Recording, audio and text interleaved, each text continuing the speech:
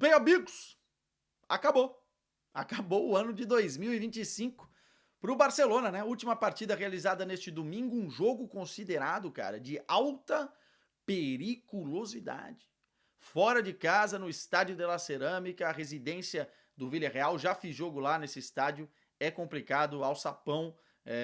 Torcida compra a ideia dos caras. O Villarreal tá bem no campeonato espanhol. O time do Marcelino é um time que gosta de jogar em transição, que é o pesadelo do Barcelona. A projeção era um jogo muito difícil e terminou 2-0 e terminou de uma forma mais fácil, até porque as coisas circunstancialmente foram se ajeitando durante a partida, especialmente com a expulsão de Renato Veiga. A gente vai falar sobre esse lance no final do primeiro tempo. O Barcelona fez 1-0 com o Rafinha e fez o segundo gol já na segunda etapa, na pressão com Lamine Yamal, 2-0 para fechar o ano de 2025. Interessante que o Barça fecha o ano civil com 169 gols marcados. Poderia ter fechado com 170 e seria a primeira vez nesta década que o Barcelona bateria essa marca, né? Mas é uma marca interessante, 169 gols marcados no ano civil de 2025. Cara, vamos ser bem direto ao ponto aqui. Eu não gostei do primeiro tempo do Barcelona. A gente sabe que o Barcelona tem problemas defensivos, tá? A gente sabe que a linha alta é um problema, a gente debate isso aqui, ora sim, ora também, enfim. Porém, uma coisa é você errar tentando fazer algo diferente, ou num último passe, verticalizando lá na frente, e aí o adversário rouba a bola, e numa trama muito bem feita, assim, numa transição, os caras conseguem pegar a tua linha adiantada e te castigam. Outra coisa é você errar de bobeira, e o Barcelona estava dando muita bobeira nesse jogo. O Pedri faz muita falta, porque o Pedri dá esse respiro, dá essa cadência, dá essa qualidade no passe, mas o Barça estava errando passes simples, cara, no processo de construção e dando a bola pro Villarreal contra-atacar de uma forma bizarra. Né? Teve alguns passes que o Barcelona errou e em 10 minutos o Villarreal teve 3 chances, 3 oportunidades claras de gol. Assim. Então estava preocupante a partida no primeiro tempo, porque o Barça estava errando muito, criando menos do que deveria e se expondo demais de uma maneira infantil até.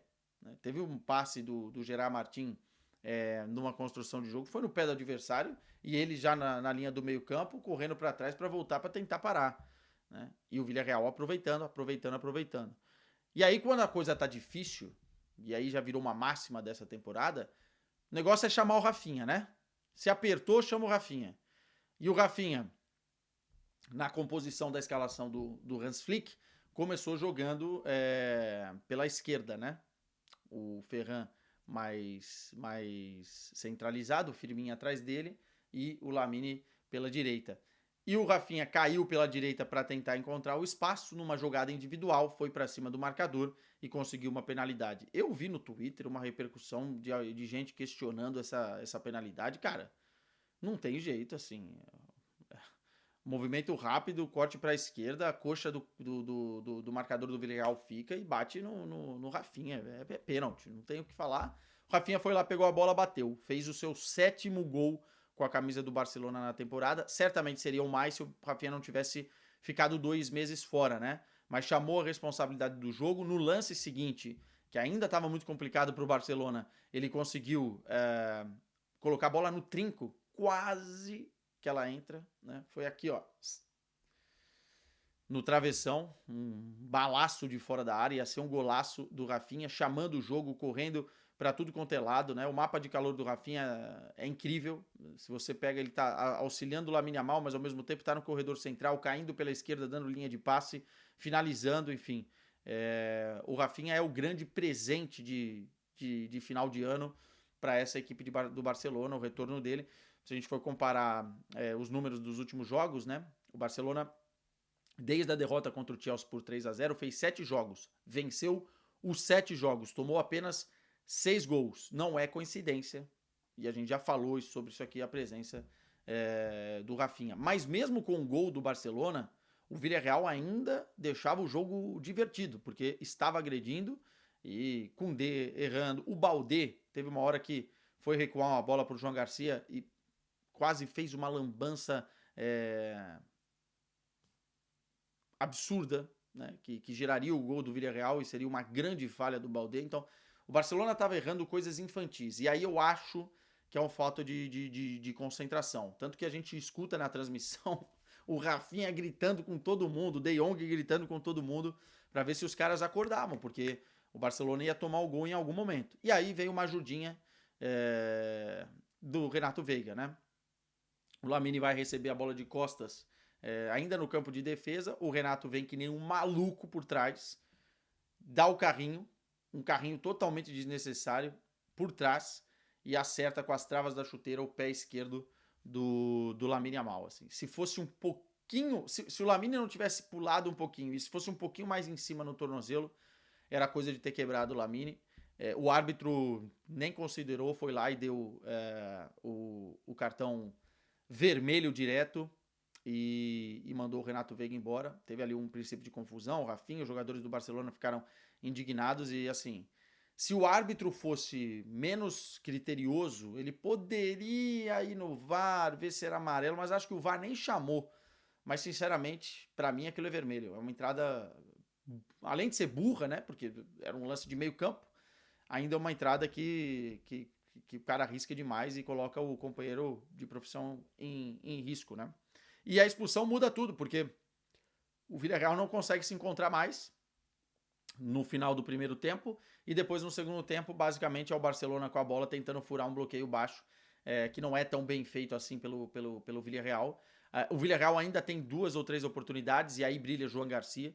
Tem uma que estava até impedido, que ele faz uma defesa absurda, né? A queima-roupa, ele pula e pega com o antebraço, mas depois ele faz mais 2 defesas. O Barça sofre com um jogador a mais, com um jogador a menos, sempre vai dar opção e chance para o adversário, mas a verdade é que o Barça foi tentando encontrar seus caminhos, né? O Lewandowski entrou, o Rashford entrou, achei boas as substituições do Hans Flick, o Marc Bernal também entrou no meio campo, e o Barça encontra um gol num bate-rebate, num disse-que-me-disse no meio da área, a bola sobra para o Lamine Yamal, que faz o seu 9º gol na temporada. São 19 participações em gols, né?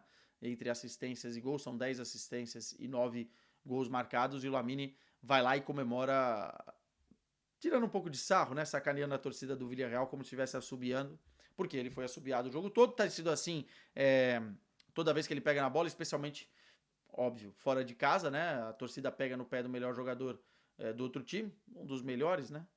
Falando de Rafinha, mas no fundo o Lamine fazer o gol também era importante, né? Para tirar um pouco dessa pressão dele, e eu acho que o Lamine precisa em 2026 ativar o modo Lamine Yamal que ativou na reta final da temporada passada, né? Ainda não estamos vendo o melhor Lamine Yamal, hoje foi bem, participou de lances capitais, esse da expulsão, participou também de outras jogadas, deixou os adversários no chão em alguns momentos. Ainda não é o Lamine que a gente acha que vai aparecer agora na virada, né?